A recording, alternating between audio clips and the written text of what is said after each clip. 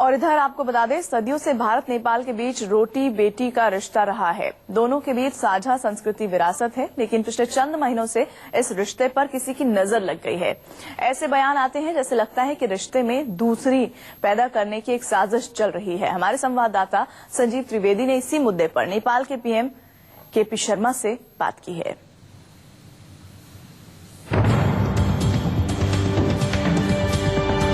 प्राकृतिक आपदा ने नेपाल के लोगों को नहीं बांटा, लेकिन एक राजनीतिक लड़ाई सामने आई है और वो संविधान के लागू होने के बाद। हमारे साथ इस वक्त खुद नेपाल के प्रधानमंत्री केपी शर्मा ओली साहब मौजूद हैं।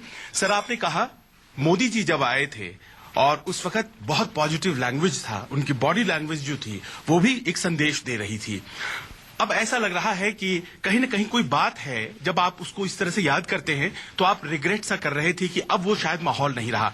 आपको लगता है कि ये जो तराई मधेशी आंदोलन चला है, इसमें भारत की भूमिका उतनी उचित नहीं रही है, और शायद इसी तरह से आपको लगता है कि वो जो बात मोदी जी की थी, अब भारत के लिए वो भाव नेपाल में नहीं? मुझे ऐसा नहीं लगता, और मुझे नेपाल और भारत के बीच में मिसअंडरस्टैंडिंग बढ़ाना मेरा रुचि का विषय भी नहीं है।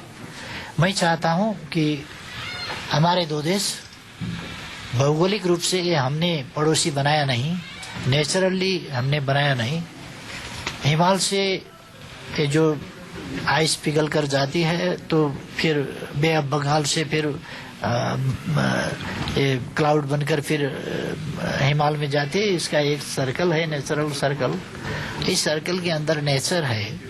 तब से हमारा संबंध कुछ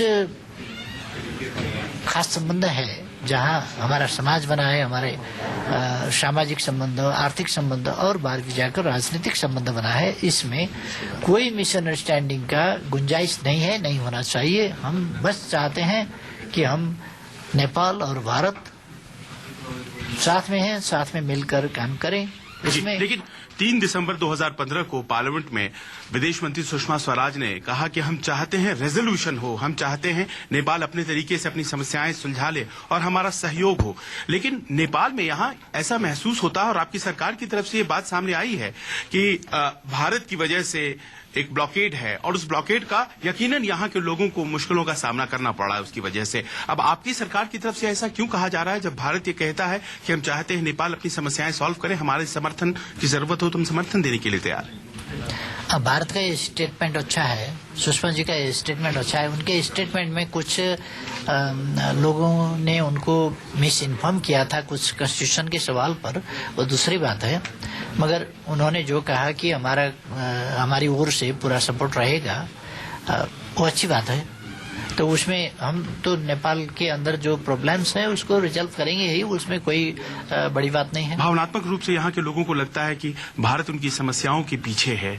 आप इस मिसअंडरस्टैंडिंग को सॉल्व करने के लिए क्या कर रहे हैं? गैस, कुकिंग गैस इंडिया से आता है, डीजल पेट्रोल इंडिया से आता है, उसके सप्लाई में प्रॉब्लम हुआ तो लोगों के मन में इंडिविजुअली ऐसा कुछ लगेगा ही। उसको फिर उस सप्लाई को नॉर्मल करेंगे, सब ठीक हो जाएगा। आपकी पहली यात्रा कहाँ की होगी? क्या वो भारत की होगी? क्योंकि चाइना के बारे में खबरें आने लगी थी। ऐसे र्यूमर चलाने वाले को तो मुझे कुछ कहना नहीं है।